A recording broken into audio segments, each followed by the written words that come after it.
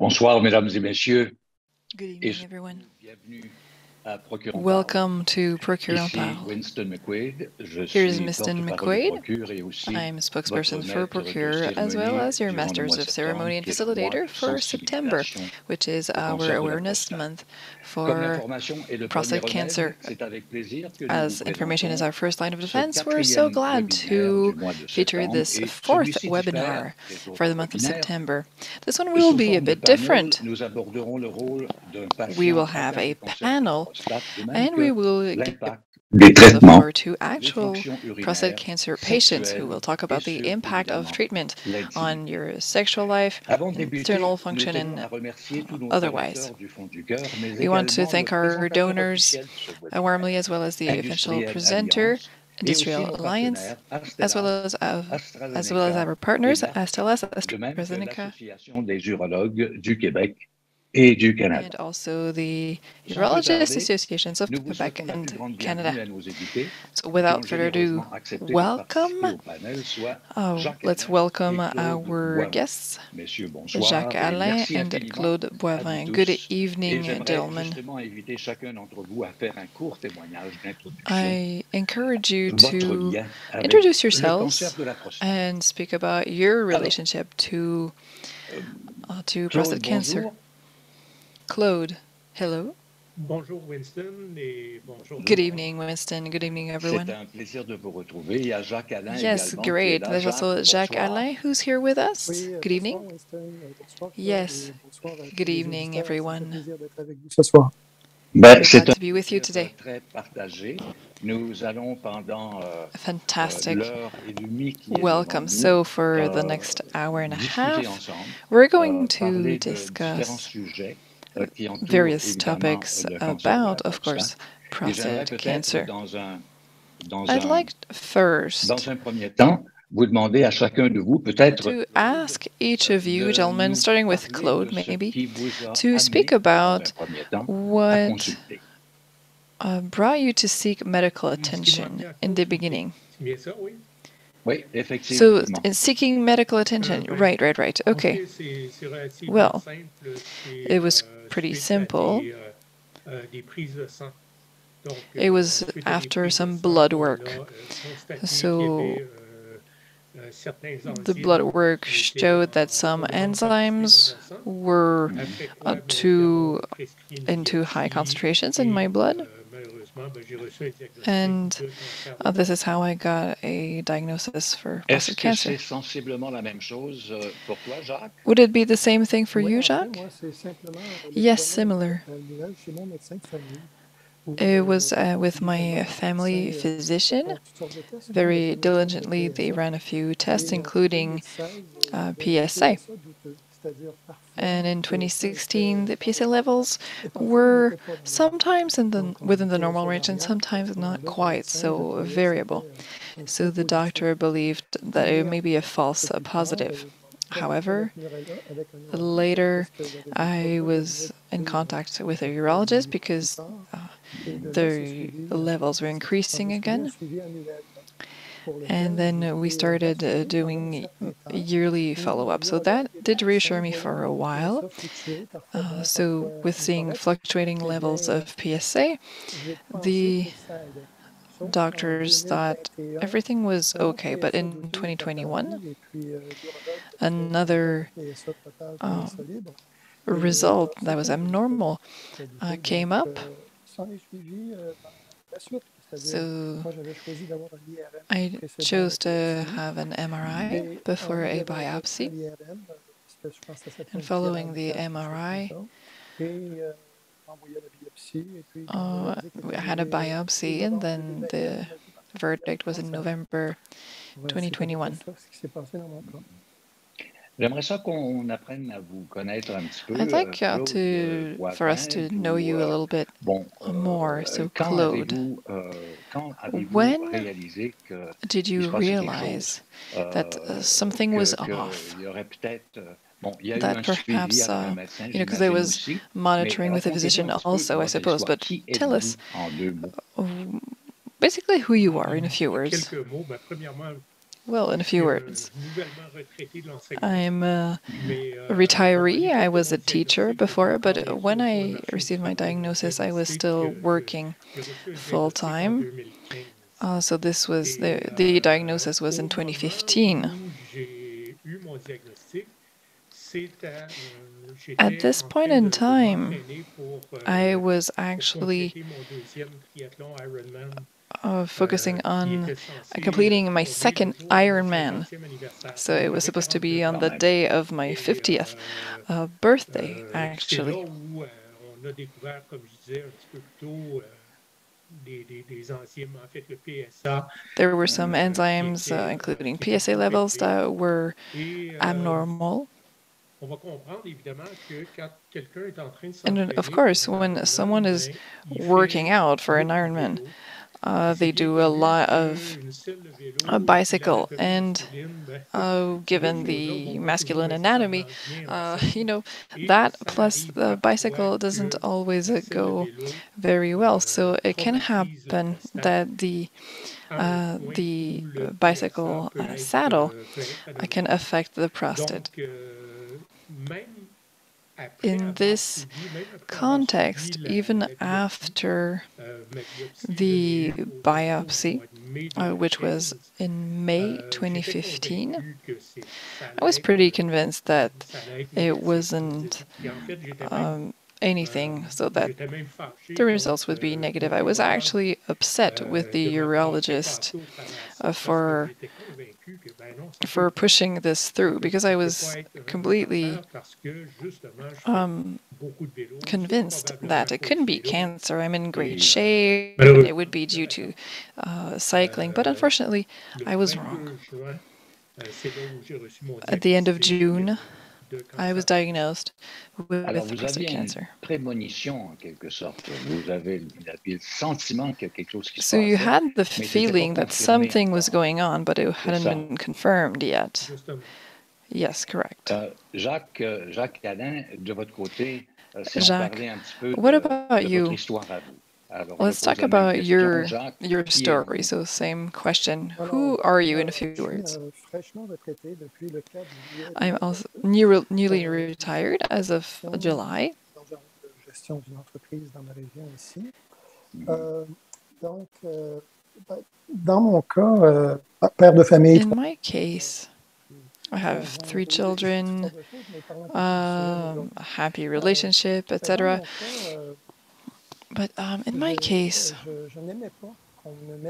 I did not like the monitoring and seeing my PSA levels that were slightly off, and I told my physician, and I would read a lot on the topic.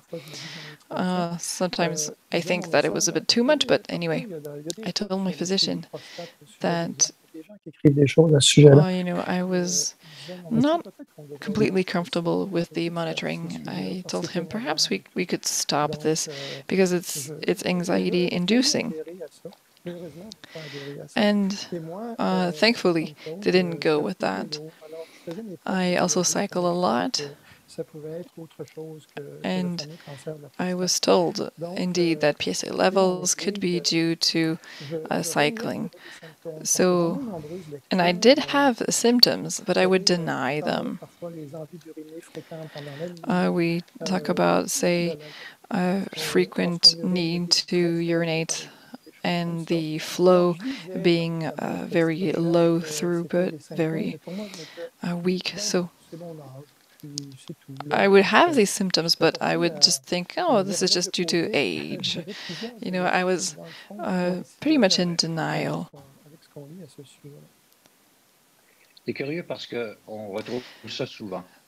Yes, and this On is est en not déni. uncommon, C'est-à-dire actually, qu'on this form soupçonne of peut-être, denial. We mais compte feel tenu that de nos maybe rencontres something is qu'on a off, eues avec but notre médecin de famille ou l'urologue, then we meet on perhaps a refuse jusqu'à un certain urologist point de or a family croire physician, qu'il y and a then cette we kind of possibilité. refuse to believe Et that this puisque is a c'est possibility. asymptomatique, And since the il n'y symptoms a pas are vraiment d'indications absent or almost qui absent, sont mais there vraiment isn't fiables really any one specific indicator to say that, yes, so we have prostate cancer. How old were you, Jacques, when the diagnosis was made official? This was November of last year, so I was 60. Well, this is funny. I was also 60 after seeking medical attention for a while. I think these started maybe 6 years before diagnosis. And there was a whole process, a whole learning curve. And we felt that with my physician that there was some suspicion. Do I have this? Do I not? It's not always clear and not always easy to navigate and to reach that conclusion ourselves. It's truly with various tests that it was confirmed.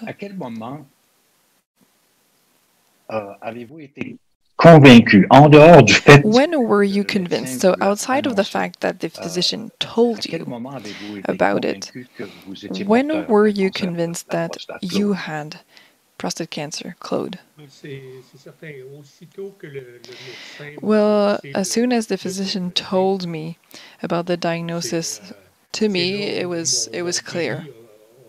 This is when denial stopped. I was not going to go against, an expert. And Jacques, I suppose that it was the same for you. So when the verdict came, yes, so November 2nd in the urologist's office with my partner. So it was something that it was irrefutable. I did challenge it a bit, but and I had challenged it before, but that day it was very clear for me. And we'll probably get to how things happen and unfold at the urologist's office. Yes, well, since we're talking about it, what was your reaction, Jacques? Well, I remember seeing some ads. I think it was from the Department of Health about receiving this announcement that we have cancer. It was some years back. And we saw people being very shocked and depressed. And this is how it happened to me. From the moment I was told, you have cancer, it's like my head and my body disconnected. All of my energy was drained. All the thought processes, everything was just turned off. So it's just like a car that cannot start. And this moment lasted for a while. It's not just as you exit the office that everything comes back together. So I remember this feeling vividly, to have such a disturbing announcement, how much we can be disconnected and demobilized and kind of absent-minded and unable to think and just, left with no energy. Yes, Est-ce que ça a été votre cas, Claude Boivin?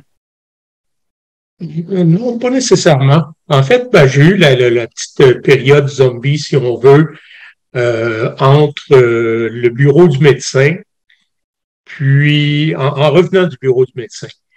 Puis le médecin, à ce moment-là, Dr. Aron, m'a donné un livre un livre écrit par... Right at that moment, the doctor gave me a book written by an eminent urologist. And so I read that book, and he said, you need to learn everything that's in this book and then come back in a week. And when I left the doctor's office, I said to myself, oh my gosh, so much just happened. What am I going to do? And first, I cried.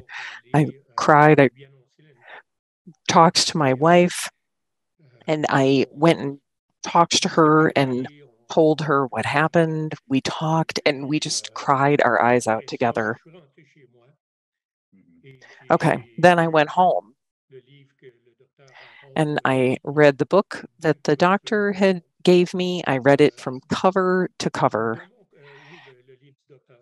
Yes, Dr. Saad's book. That's it. And so also I went to school for science. And so I'm not a doctor, of course, but I can understand some of what he was talking about. And maybe I can understand that a little bit better than maybe just, a lay person who doesn't have a scientific background. And maybe you went at it with sort of the spirit of Descartes, like a scientist. Okay, yes, that's it. That's it. Exactly. And so between the day when I got my diagnosis, that was June 22nd, and I had to go back to my urologist, I think it was July 2nd. And so it was between that time, I had an appointment with my regular doctor, my primary care physician, and I asked him, "What do you think?" And so I wanted to I wanted to get the most information that I could. Because, when you're talking about when you're talking about prostate cancer, in my case, I had the choice between two different treatments, or actually multiple treatments. I could just be monitored, I could have radiation treatment, or I could have surgery. And so I really had to choose between those. And of course, I wanted to get the most information that I could. I wanted to talk to my primary care doctor. I wanted to do research with what the urologist had sent me. And actually, my primary care doctor had some good information too. And he said, "Look, you went to school for science, and here we have documentation that normally we only give to doctors, but I think you would be a good candidate for understanding it." So he gave me that documentation, and that let me make an informed choice. So if I'm understanding this, you were alone with the doctor when you got the news about your prostate cancer. Was that right? You were by yourself at the appointment? Yes. Yes, I was. Jacques, were you there by yourself when you had that doctor's appointment? No, no, no. I think my partner was there too.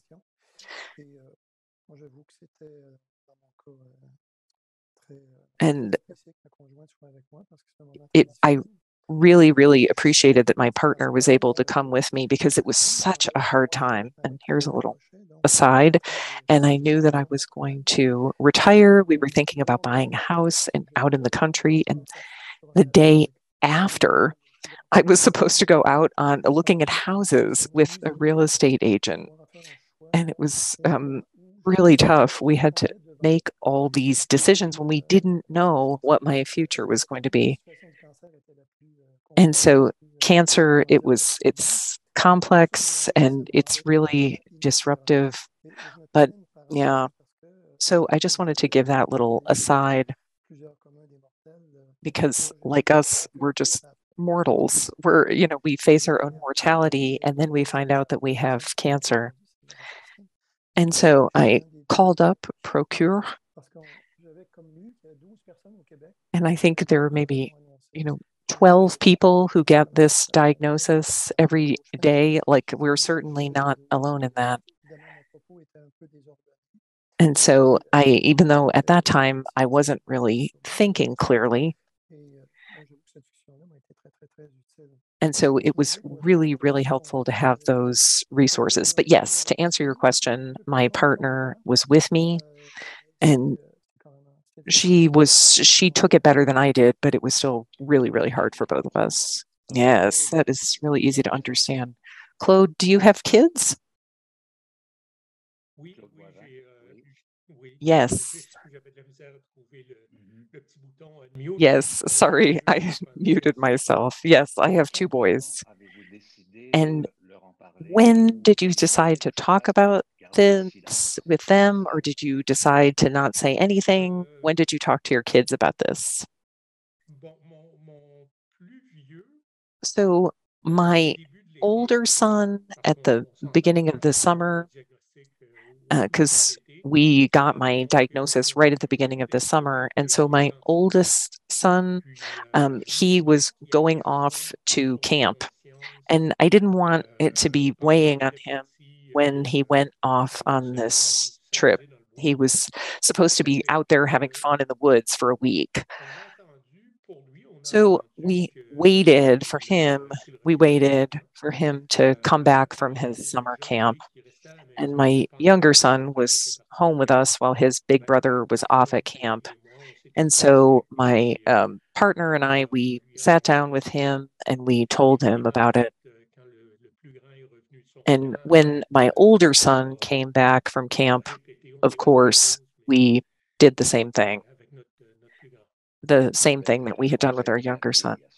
And it's sort of, is it like a family therapy session? Well, a little bit.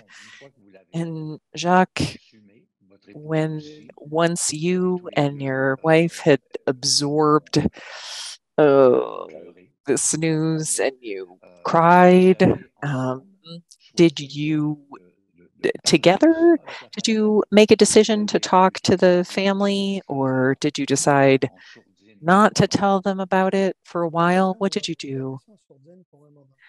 And for a while, we didn't say anything. I don't know, for better or worse, I wasn't great about telling people about this. And I also didn't really want to be the center of attention, like at work or at home. And so I just kind of sat on it for a few weeks. And then I told my children, and actually I should say that my children are not my partner's children. And so it was just me, and I told them one at a time, just me and them. And I just wanted to calm down a little bit about it before I told them. I didn't want to be stressed out when I talked to them. And I have 3 sons. And so I did wait a while to tell them about it. And I did a lot of reading. I have 2 friends who work in the medical world. And they were so nice to give me their advice. My friends who work in medicine, I never talk to them about my personal medical problems because I think, that's what they do for work. I don't need to bug them when they're not working. But in this case, they were willing to do it. And so in a way, after I talked to them, I was reassured, you might want to say. And so I understood, this is at least something that we know a lot about. There's been a lot of progress in treatment for cancer, and that really reassured me. And I realized that I'm starting this process that it's very well understood. And so maybe in December, I had kind of calmed down, and that's when I told my sons about this. I didn't tell my job at that time. And the family, my extended family, my parents and siblings, I waited to tell them too. Do you think that was the right decision, or do you think that you would have done something differently, tell them sooner?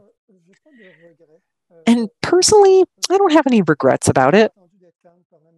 To wait until I had calmed down about it to tell people, I think that was the right choice for me. And at my job, I told them about the same time that I told my siblings and my parents. I think it was 2-3 weeks before my operation. My surgery had been scheduled for February 2nd, 2022. And at that time, I had to tell them, I'm going to miss work. I have prostate cancer. I'm being very well treated. I have a lot of confidence in my medical team. And so I told that it was more like I knew that I was going to have to miss work. It was a couple weeks before the surgery. And my parents are elderly, so that was tough. And so, right, but I'm still their son. They were anxious and we did still talk about it, but I wanted to kind of spare them. And here's something that I remembered. I told my parents only after my operation. I went to see them when I had already come through the surgery. So, right, because they're older, I wanted to wait until after the surgery had happened and everything had gone fine. And my father actually thanked me. My siblings and in-laws told me I shouldn't have done that, but my father actually thanked me and said, I'm really glad that you told us when we can see that you're okay. It's a personal decision.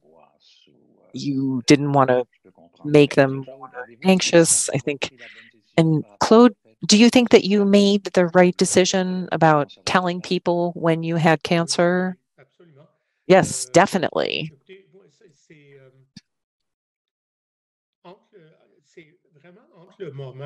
Was really between the time when I got the diagnosis and when we made a decision about what kind of treatment I was going to have, because like I said, I had the choice between radiation monitoring and surgery, and between the diagnosis and the decision that I was going to have surgery, I think it was a pretty short time, like 1 week.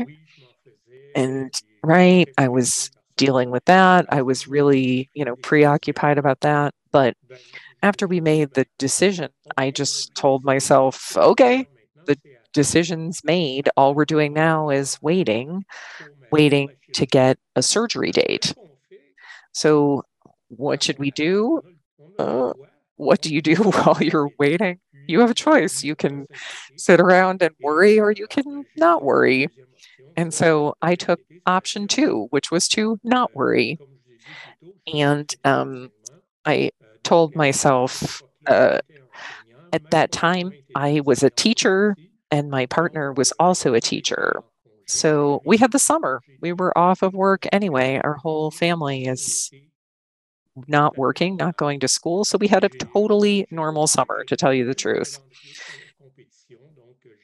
I kept up with my sports training schedule. I did a triathlon that I had already registered for.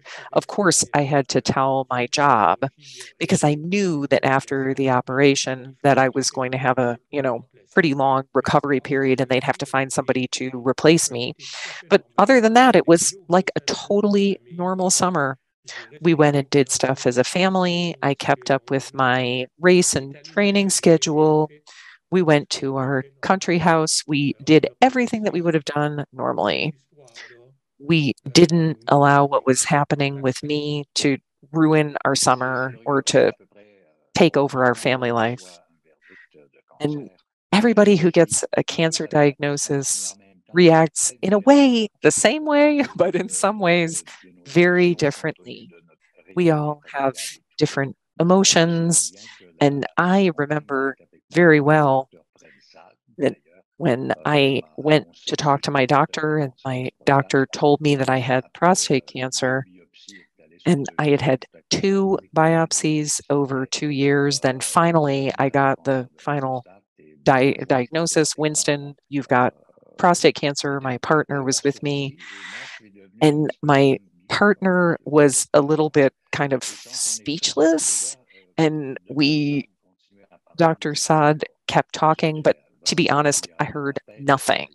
My mind just went somewhere else. And in one sense, I thought, oh my gosh, I'm going to die. And we all know that's very rare, but I couldn't help thinking about it. I thought of myself in all kinds of unrealistic situations.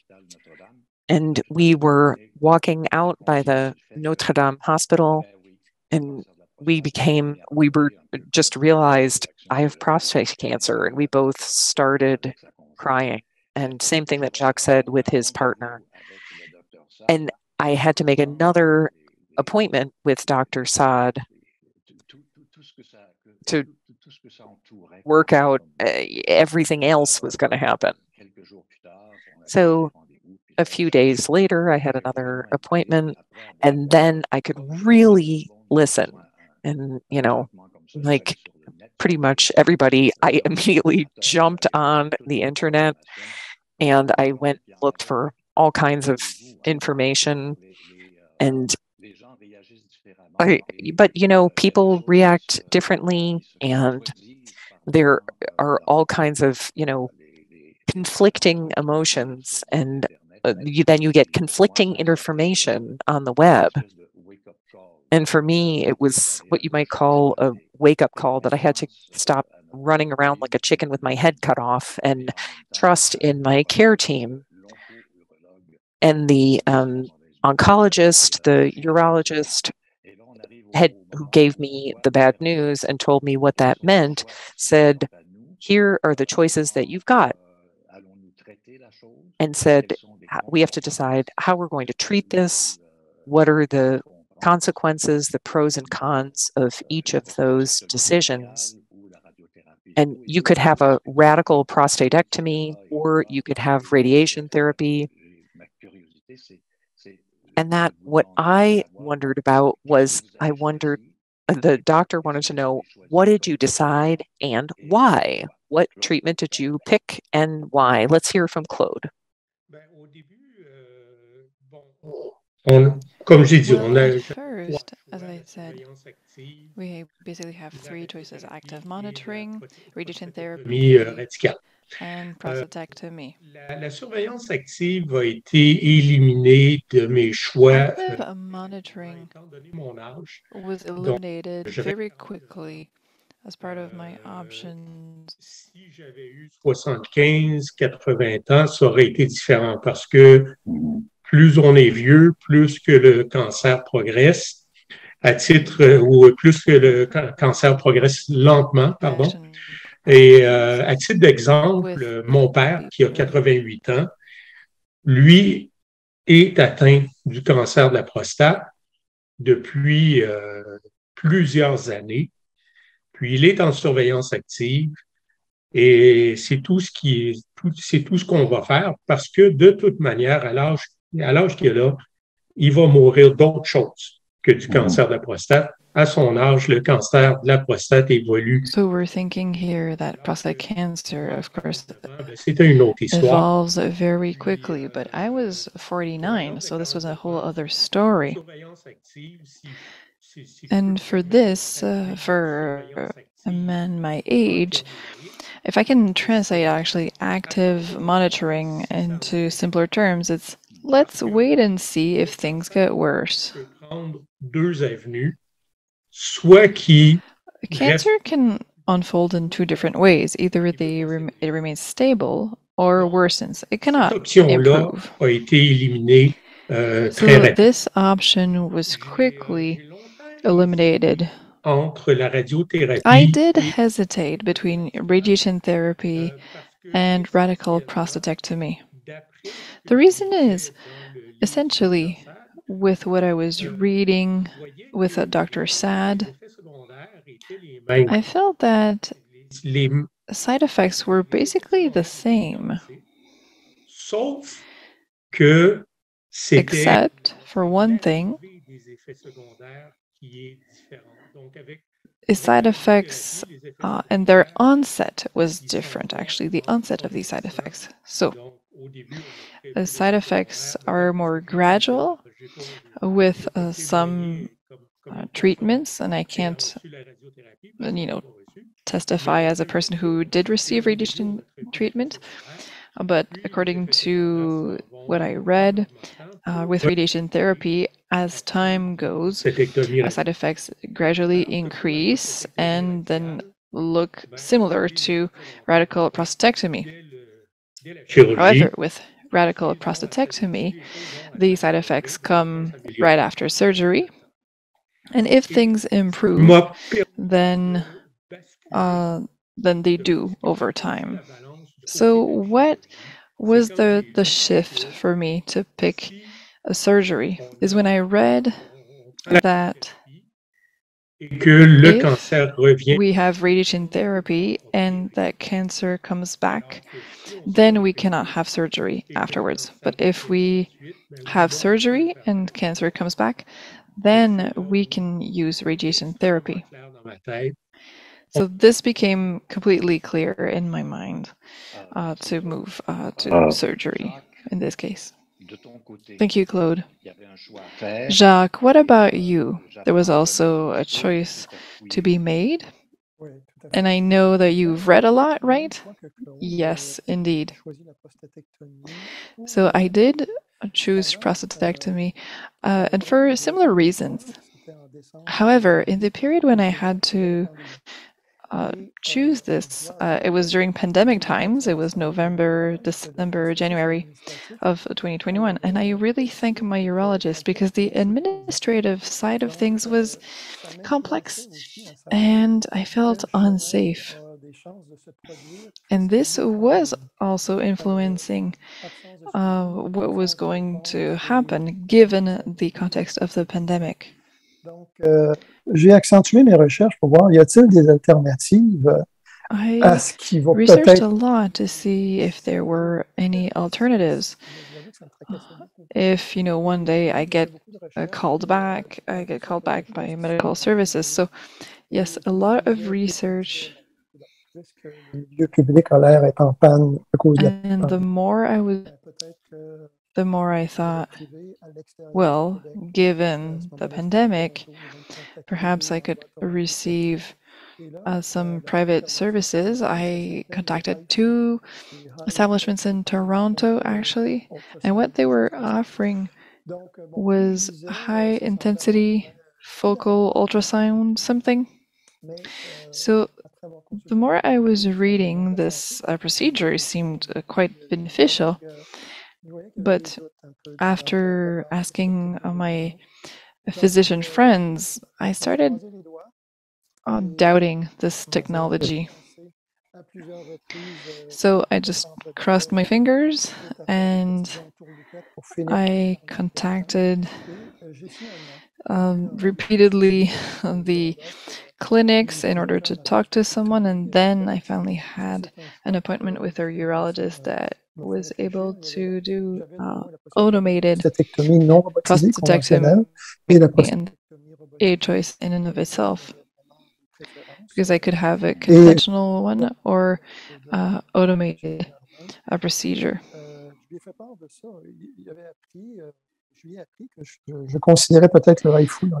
I talked to my urologist about this, and I learned that I actually told him about the IFU procedure, the high intensity procedure.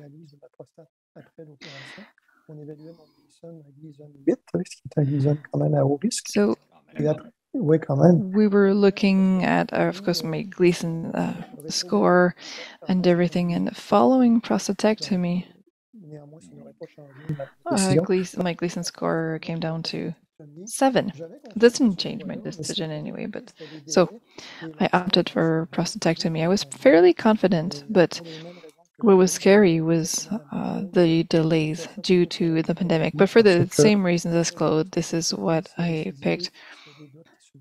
Because after prostatectomy, if the cancer recurs, then you can have radiation therapy.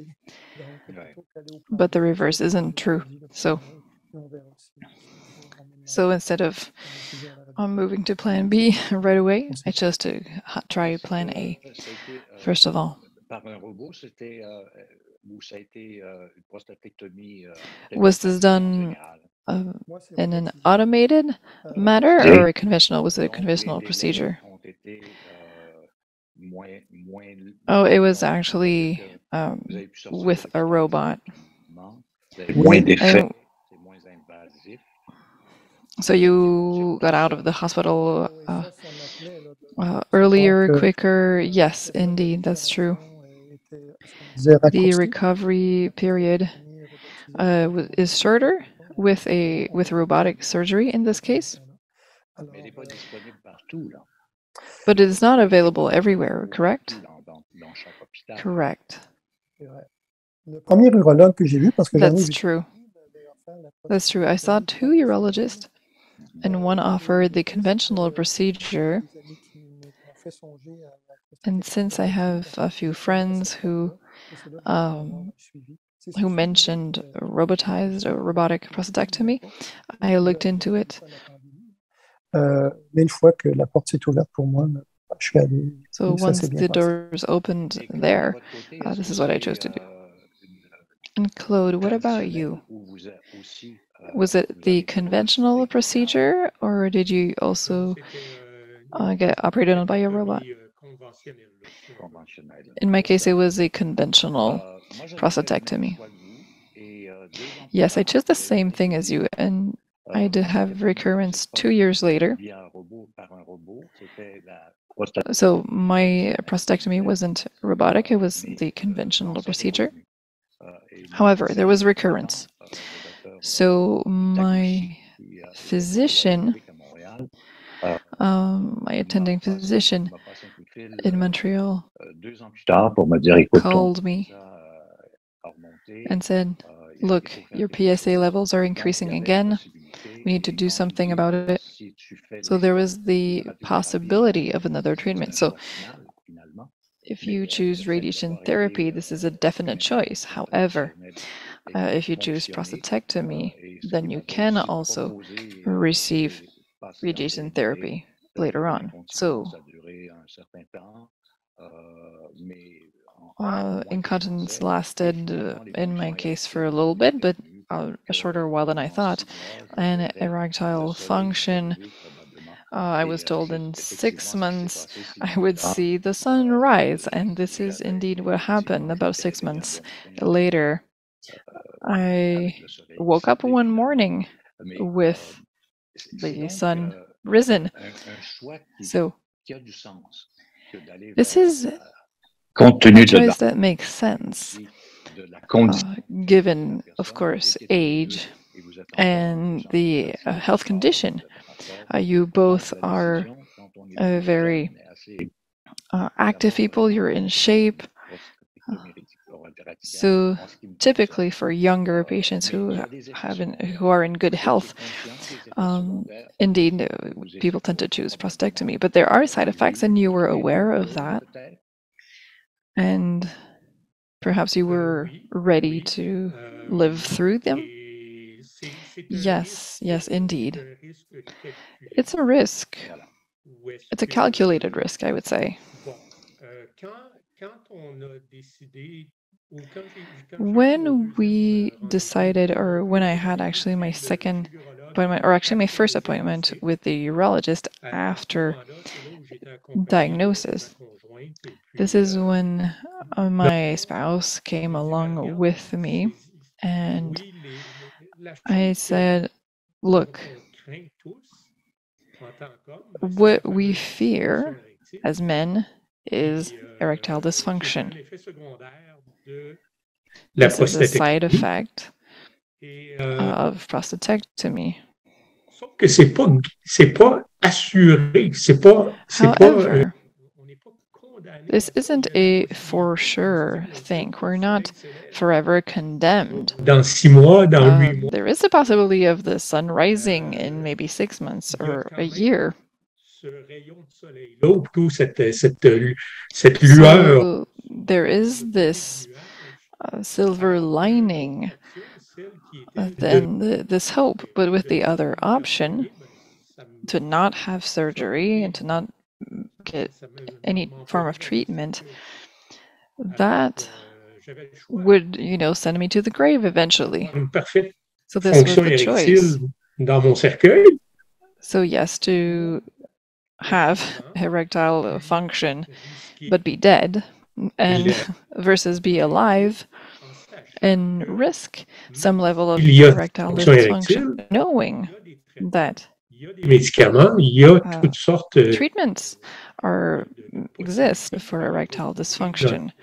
There are several possibilities in order to recover some level of erectile function. This is something, yes, dans nos têtes, il se passe des choses étranges et il faut bon, arriver à This is something that être can capable touch de indeed. négocier avec soi-même pour en arriver à une décision. Je ne sais pas, Jacques, So si we need c'était to be able to à peu près negotiate comme with ça pour ourselves Claude, in order tout de to reach a suite, decision. on pense So I don't know, la Jacques, if this dysfonction was basically érectile, the same feeling as Claude right sexualité, away, trucs comme ça. thinking of Mais erectile dysfunction and that we won't be the Oui, man oui, that we used to be, things like moi that, j'ai eu because mon this is what can happen in our bon, mind, right? moi je suis, Yes, je suis indeed. récemment opéré, donc la dysfonction Okay, it's only been est 7 présente. months.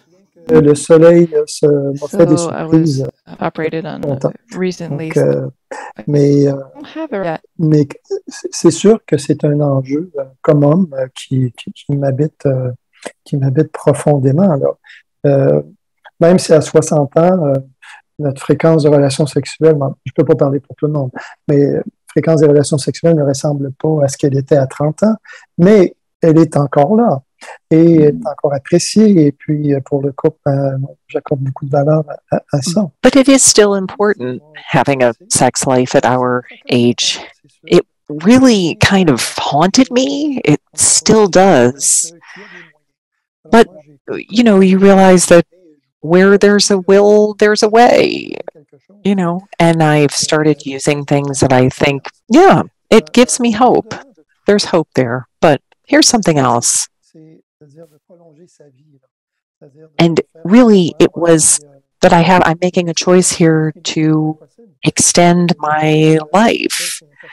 And so, of course, our sex life is important, but, you know, I believe that, you know, I have hope. I've got some positive signs there. And I think, you know, the sun will come up again for me.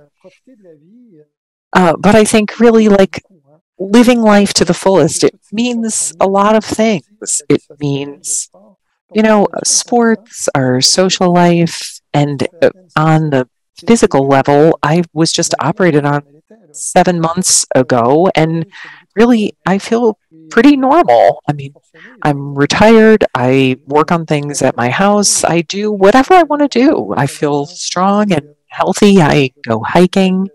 And for my age, I think things are going well. And, you know, I'm even going to start in a new sports league next week. And really, like, you know, all those aspects of my life, they're coming back despite that operation.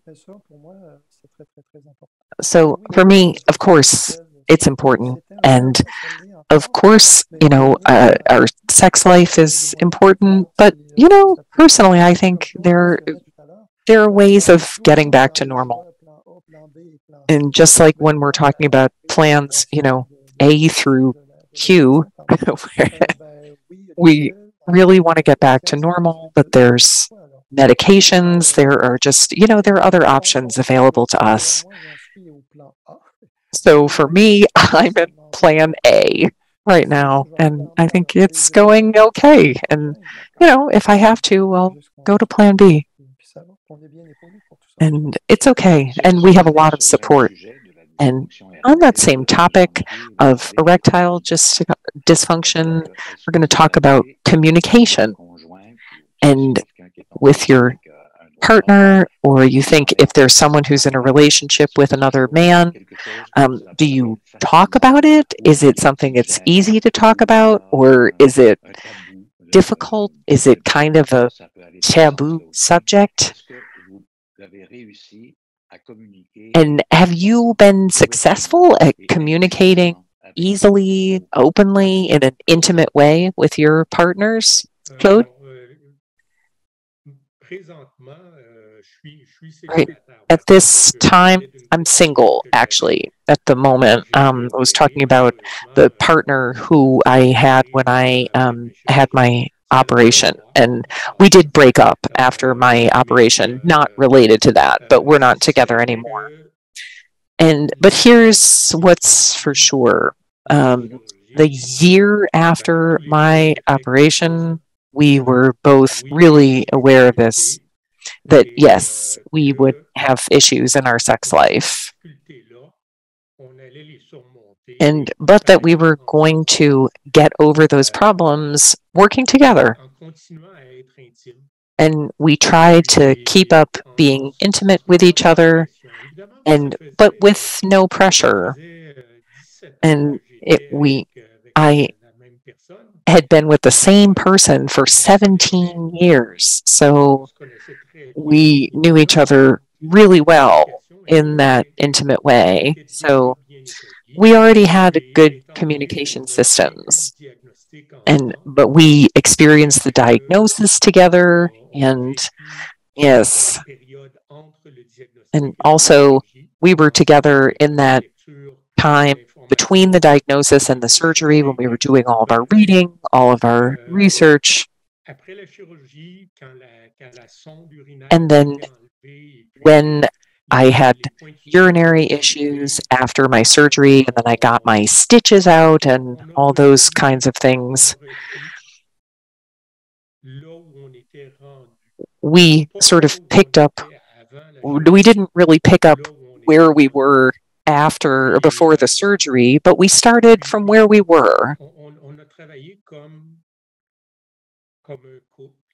And we worked together as a couple, as people who loved each other. We trusted each other, and we just tried not to put any pressure on each other.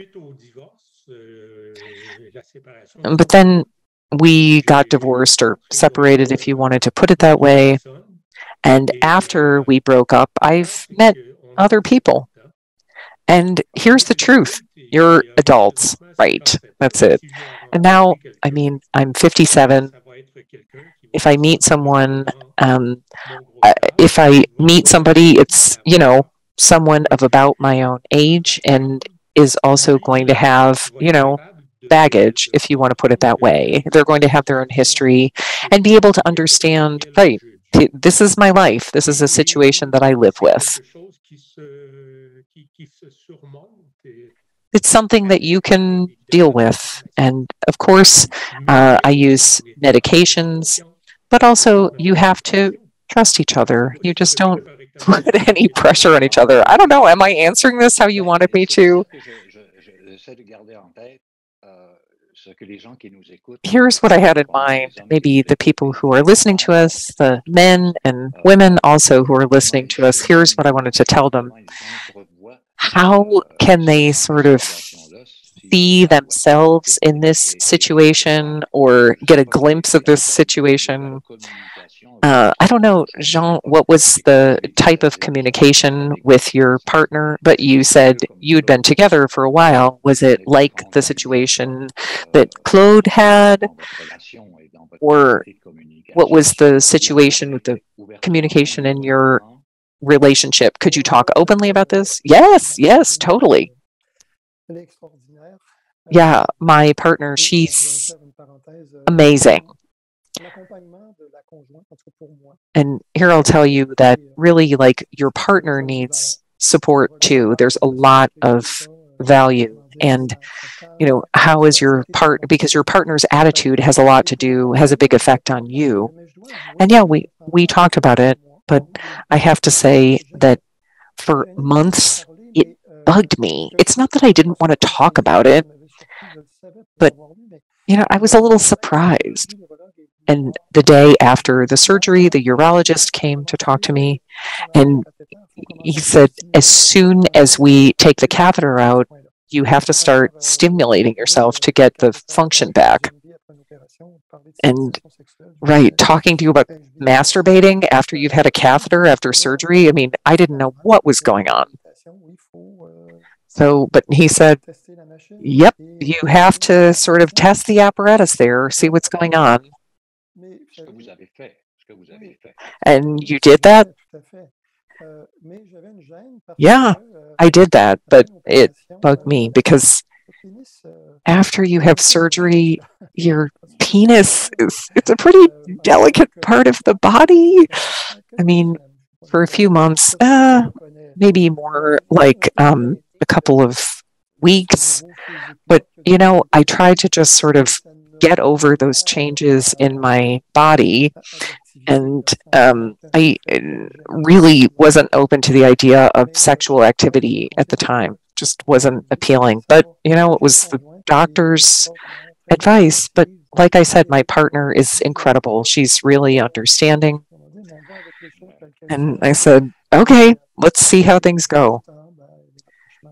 And over time, we started being intimate with each other again, but at least the communication, it was heartfelt, it was very sincere, and that really, really helped when you're trying to, get back into sexual activity with each other.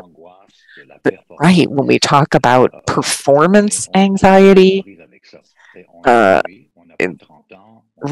we're not 30 years old, we're not even 50 years old, but but still we have this performance anxiety trying to please our partners, but we have to, deal with what we have, not what we'd like to give to our partner. And sometimes we have, options that are cut off to us.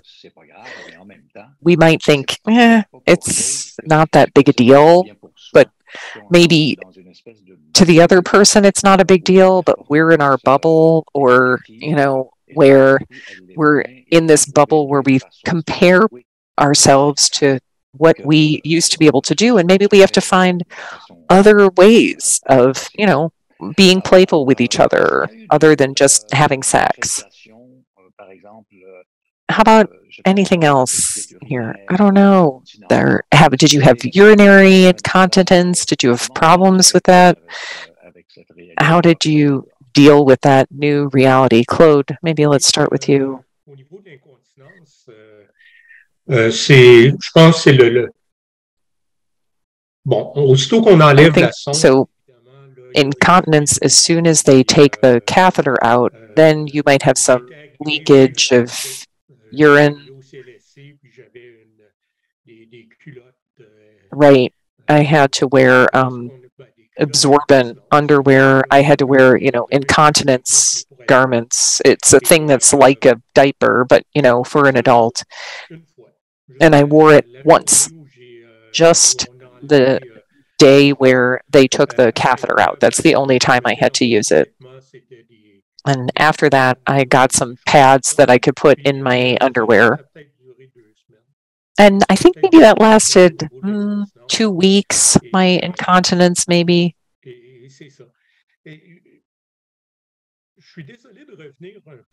And sorry, I wanted to go back to your previous question. No, go for it. Go for it.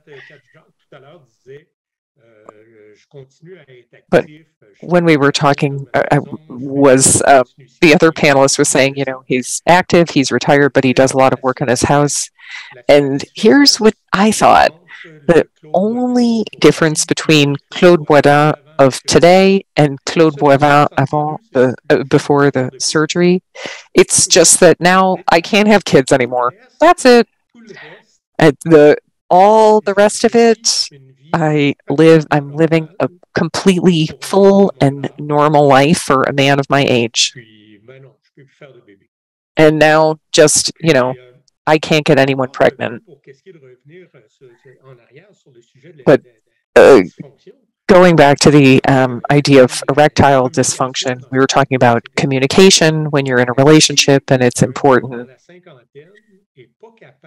But see, if a guy who's in his 50s can't talk about sex with a woman who's also in her 50s, I think you've got a problem.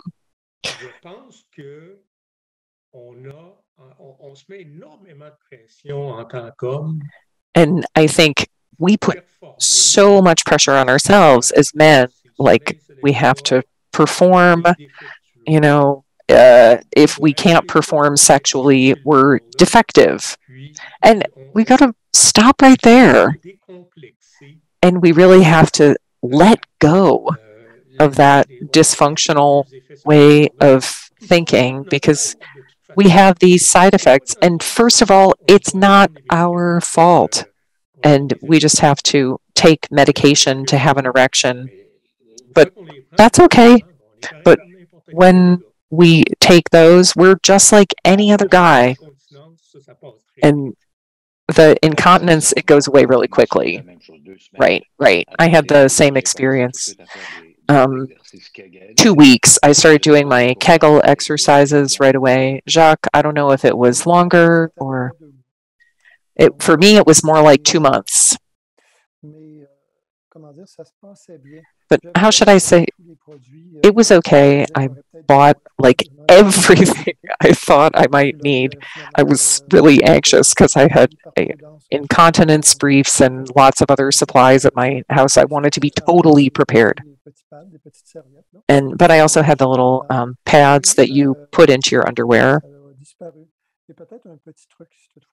And here's maybe a little tip if, like me, it goes on for a couple of months. And what really helped me was that I kept a record of my progress because it's so easy to feel negative. Oh, like I'm leaking urine again today. But you lose sight of whether you're making progress or not.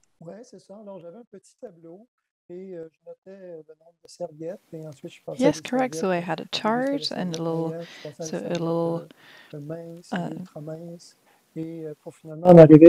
log, and I was using various types of pads, the thicker ones, the lighter ones, and after a while, I thought, okay, I'm not using any pads in my underwear after 2.5 months.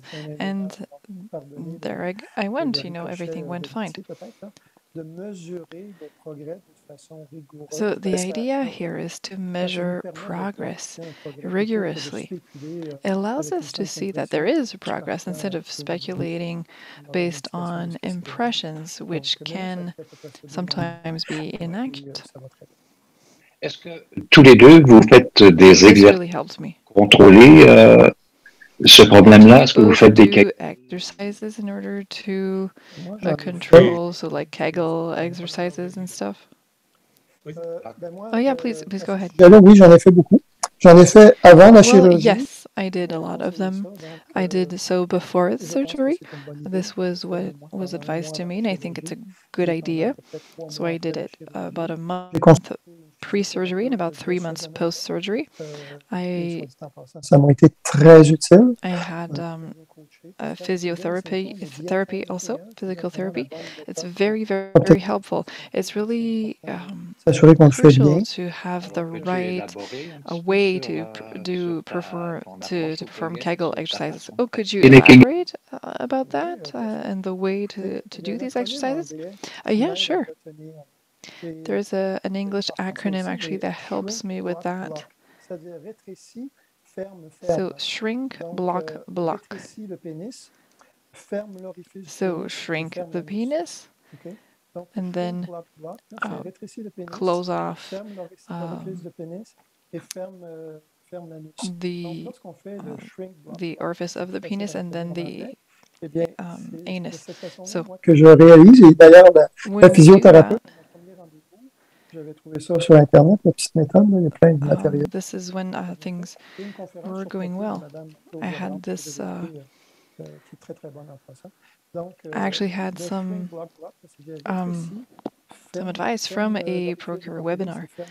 So shrink, block, and block. Shrink the block the orifice of the penis and then the orifice, so the anus. This was the method. And how frequently? I don't do them anymore. Every now and then, but not regularly. So early this spring, I did do them. I feel that I don't need them so much anymore. The urologist did say that we shouldn't stop, but I confess that. J'ai fait des Kegel dans la chirurgie, j'en ai fait beaucoup. Évidemment, sous les recommandations de mon médecin. Après la chirurgie, maintenant, si j'en fais, je m'en rends pas compte. Si je fais des Kegel, je m'en rends pas compte. Peut-être c'est peut-être comme réflexe, parce que je me lève en me levant d'une chaise, ces muscles-là s'engagent aux mêmes muscles que ceux de mes jambes. Mais je ne me rends même pas compte si j'en fais. Il y a peut-être des gens à l'écoute qui se demandent de quoi on parle. Des exercices Kegel, c'est des exercices qui ont été prescrits, inventés par un docteur Kegel, et c'est le renforcissement des muscles du plancher pelvien. C'est-à-dire qu'on fait une contraction, comme le disait très bien Jacques, là, une contraction du pénis et de l'ensemble de cet environnement-là, si on veut, de façon répétitive. Il y a différentes techniques. Là, il y en a même il y a même une application, il y a même plusieurs applications sur le web qui nous accompagnent dans l'exercice et dans l'exécution de ces exercices Kegel. C'est K-E-G-L-E, Kegel. Alors, messieurs, on va... je vais poser une question qui est peut-être un peu embarrassante. Qu'est-ce que vous diriez aux patients et à ceux qui jonglent avec la possibilité que le cancer de la prostate, y compris tous les effets secondaires, l'estime de soi qui est chambranlée, et quelle est aussi l'importance des directions pour vous. Alors, qu'est-ce que vous recommanderiez, par exemple, Jacques, aux gens qui apprennent, qui viennent d'avoir, qui ont été diagnostiqués avec un cancer de la prostate? Je dirais patience et confiance. C'est sûr qu'on n'a pas ça, la confiance subitement lorsqu'on a l'annonce, le jour de l'annonce. Au fil du temps, plus on s'informe, plus on réalise qu'on est dans un domaine connu, bien maîtrisé et tout ça. Donc, il faut faire confiance. Moi, je vous disais que j'avais vu beaucoup de matériel. Je n'ai pas de regrets. Moi aussi, j'ai un background en sciences, mais vraiment pas dans les sciences de la santé. J'avais pas goûté beaucoup de lectures. Like I said, I have a scientific background, but not really health sciences. And really, healthcare in Quebec, at least as far as I've experienced, is excellent. There are professionals who really know what they're talking about. And here's the second thing that I would say is whether you have cancer or not, you really have to take care of your health. And I think when people tell you, like, the better shape you're in before your operation, the faster you're going to recover. And doing, exercises, like, they don't have to be physical therapy exercises, but just, I think that was great advice for me, was to take care of my health in general. But then when you find out that you have cancer, you're really destabilized. But really, if you see, like right before you found out that you had cancer, your circulation was great, your joints felt great, you were great from every other point of view. And something told me that, and I think it was really, really helpful to me. Right. I'm really, thrown off by all this information. But the night before my diagnosis, I went and played hockey. I mean, I'm not the greatest hockey player, but that's not the point. And if you keep in shape and take care of your health, and if you trust in how things are going to turn out, and at first you're going to have a really hard time, but over time, I think it becomes easier to accept. And yeah, life doesn't go back to exactly what it was. And I try to, make use of the tools that I have available. And really, I think now I'm feeling at peace again. The first 6 months were really hard, but now I feel like it's getting better. Resilience. Claude, how about you? Okay, yes, resilience. And Jacques he put it really, really well, which is trust and patience. You need to trust the professionals. Those professionals are there to treat us, and personally, I've only good things to say about every single care professional who I dealt with in this whole situation. Not just the surgeons, really, but the nurses, even the people who work as cleaners in the hospital. You have to trust all of those people. It's a whole different world. They know exactly what to do. And at the same time, you have to take care of yourself. Just like Jacques was saying, if you're in good shape before the operation, you're going to really recover a lot faster. And don't be afraid to talk about that. And there we're talking about people who know about Procure. So take advantage of the services that are there, everything that's available to you.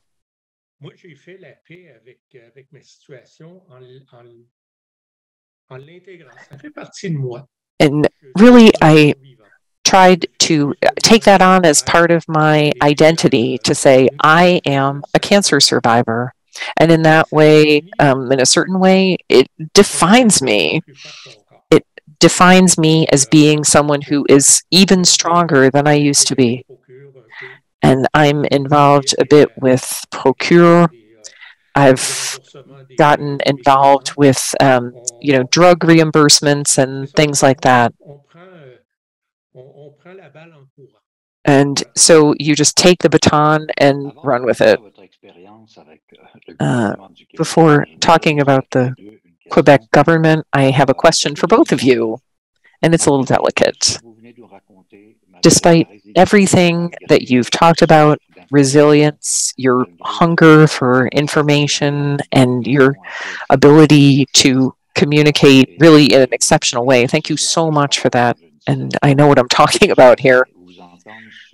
I'd like to hear you talk about another topic, which is times that you felt discouraged during before your operation, after your operation. Was there a time that you just felt discouraged, like you were having trouble pushing through? Jacques, how about you? Yes, definitely that happened to me. I think it was right after I got the news. A few days after that, I thought I was going to die soon. I think that was the hardest time for me in terms of feeling discouraged. I mean, that the C word, cancer, we're all, uncomfortable with it. And when we hear that word, we think cancer means this is the beginning of the end, but that's not true. That is not true. But for me, that's when I felt the most discouraged, was a few days after I got the diagnosis. And if I want to go back to something I said before, we had bought a retirement house in the country, and it's a lot of land, it needs a lot of work. And I thought, oh my gosh, what are we going to do about this? My partner's going to be alone with this huge falling down house. And so it was tough. But I think really the most complicated time for me, I'd say the couple days or 2 weeks maybe after I got the diagnosis was the hardest. Claude, did you have a period of time like that? Yes.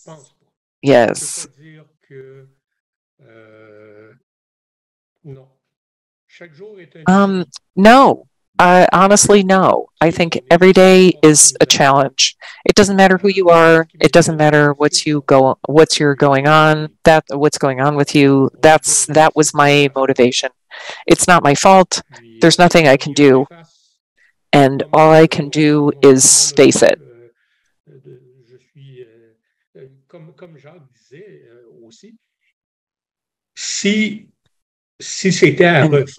Similar to Jacques, if I had it to do over again, I actually think I would make exactly the same decisions that I made. And so when we're talking about, no, I didn't think I was going to die of prostate cancer. I didn't think I was going to. So, right, I was a 6 on the Gleason scale before the surgery. After the surgery, I had indications that everything had been successful, but at the same time, the prostate capsule had been breached, and I didn't have any involvement of my seminal vesicles or anything like that. I mean, it sort of said, there's no good type of cancer, but if you want to put it that way, I had a good type of cancer. So No, really, I never felt defeated by it. Personally, I was at a point where I just didn't know what to do.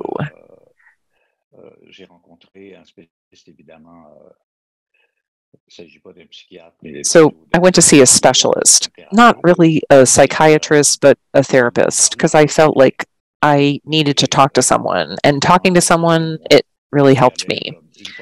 And for 2 months, I went like once a week, and we talked about all this stuff about my masculinity, my self-image, how did I envision the rest of my life going? And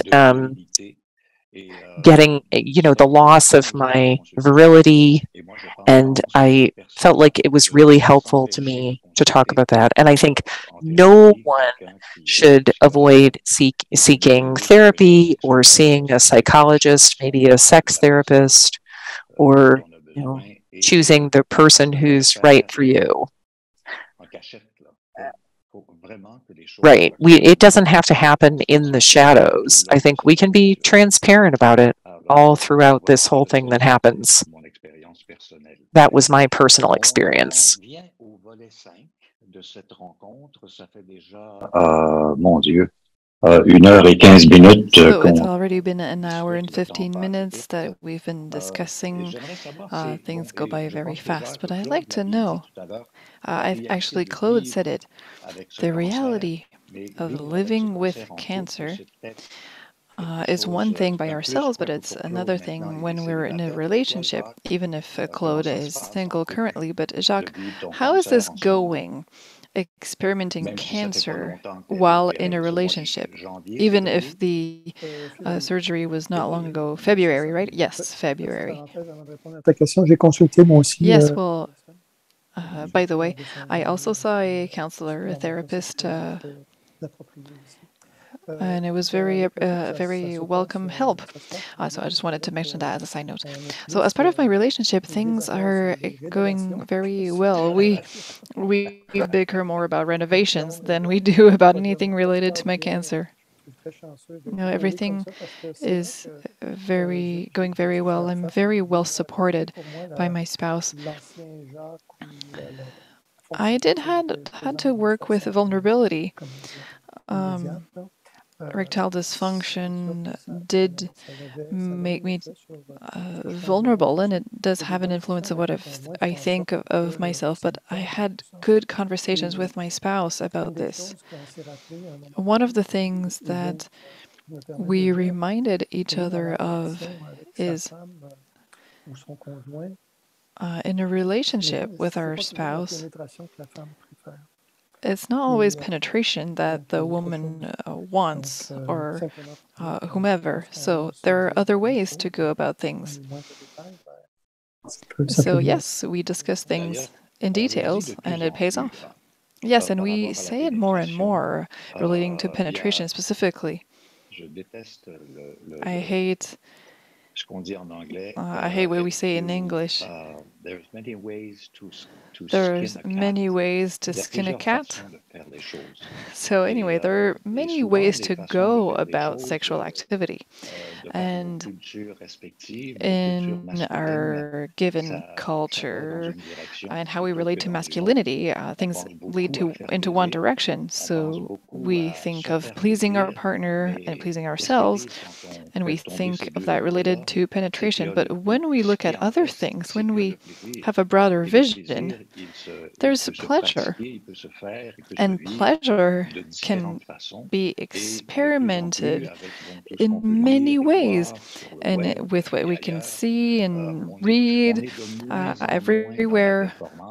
Et de plus en plus dans l'acceptation des différences et de les marier ensemble. Mon pasteur anglican. And more so with experimenting. I sound like an Anglican pastor currently, but there are many ways to go about things. Jacques, you're right. Definitely. Now, talking about follow-up. So I think, Jacques, you probably have an appointment with your urologist every 6 months? 3 months, actually. And Claude, what about you? Is it a yearly follow-up? Yes, at this point, it's a yearly follow-up. Okay, well, tell me a little bit about this. So why yearly and why every 3 months for Jacques? Jacques, please go first.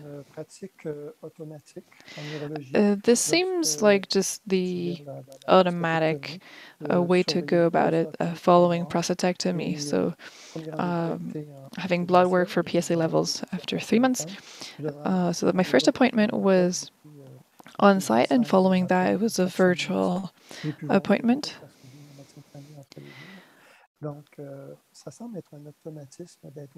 So it simply seems to be the way to go about it every 3 months following surgery, and then it could gradually become less frequent. What about you, Claude? Yes, like Jacques was saying, for the first year, there was a follow-up appointment every 3 months, and then we moved to 6 months, and I don't quite remember after how long we moved to just a yearly follow-up appointment. So for a man over 50, we need to check PSA levels yearly anyway. Yes, it is recommended indeed for all men starting at 50 years old. And even beforehand, especially for black men who are more susceptible to develop this type of cancer, it's recommended for them to start monitoring PSA levels at 45. So when you get your results from your follow-up appointments, I know, Jacques, you have a logbook. So do you write in your logbook the result of each exam with the urologist? Yes, I do. I do. It's kind of a health logbook. There's also an app from the Quebec Department of Health, and yeah, I monitor this very, very much. And yes, I can be concerned. I can grow concerned when I'm waiting for results, but I don't worry over the whole 3 months there. Maybe a few days before meeting the urologist. Yes, and it's probably the same thing for everyone. From what I hear of men having gone through this, there's a bit of a cycle, you know, a little nervousness before meeting the physician, but that's nothing close to, you know, what it was before. And we typically worry about nothing, but then it's not nothing because, of course, we're very invested in our recovery. Oui. Claude. Oui, vas-y. Mon premier rendez-vous de suivi. Yes, my first follow-up appointment post-surgery. I admit that, yes, I was anxious. When we got the results, I cried. I was so happy, so relieved. So after this first follow-up appointment, my PSA levels is at 0 and just remain at 0. So now it's really just routine. Yes, I admit I have an appointment in about a month. I don't feel the nervousness yet, but I know it's coming. But I can live with it. And hopefully see 0 as a PSA level, or maybe 0.01. Anyway, we're reaching the end of our time together. We have about 5 minutes left. What do you recommend? What do you recommend for people who are waiting for results, either for a diagnosis or who just recently got the diagnosis? What do you recommend? Focus on improving diet, keeping fit, or is it too late to do that at that point? What would your guidance be in this case? Moi, je dirais, premièrement, Well, I arrêtez. would say first, don't stop living. Go about it one step at a time, and just keep doing what you're doing. Of course, healthy eating and exercise will allow you to have a faster recovery post-treatment. So if it wasn't part of your lifestyle, don't launch into a huge program without seeking medical guidance first. So take care of yourself, of your mind, and of your body, and take care of your relationship if applicable, and then just be confident. Jacques, what about you? Well, I really support what Jacques just said, or Claude just said. I would add just one thing. Talking feels good. And I mentioned it, that at first I didn't really talk about it. But if you have anxiety, when you choose to speak about it, it's nice to speak about it with people who are aware. I'm going to cite two examples here, one good example and one not so good example. Sometimes speaking about this with various friends, people can have empathy, but not necessarily knowledge. So they're not always able to say the right thing. So someone who wanted to encourage me, they said, cancer, cancer can be this and that and that. So anyway, the person kept saying the word cancer, and it didn't feel too good. And by the way, I called a procure 5 or 6 times. And not only the people on the hotline are very nice and kind, but they also have the right knowledge. So if you want to talk about it, then do so with people who have a level of knowledge. I have friends who are healthcare practitioners. That was very helpful.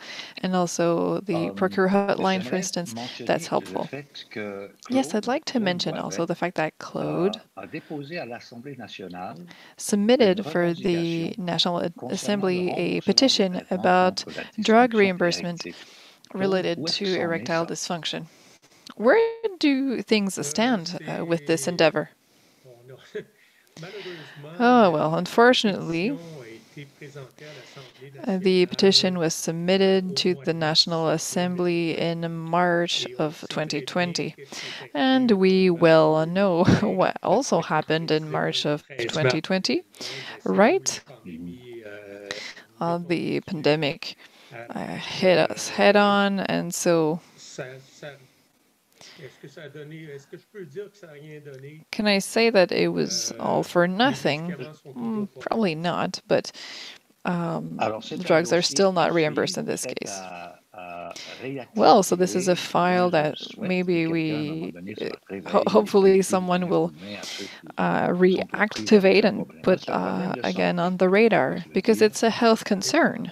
Erectile dysfunction is a health concern. It's not something to be left out here. It's not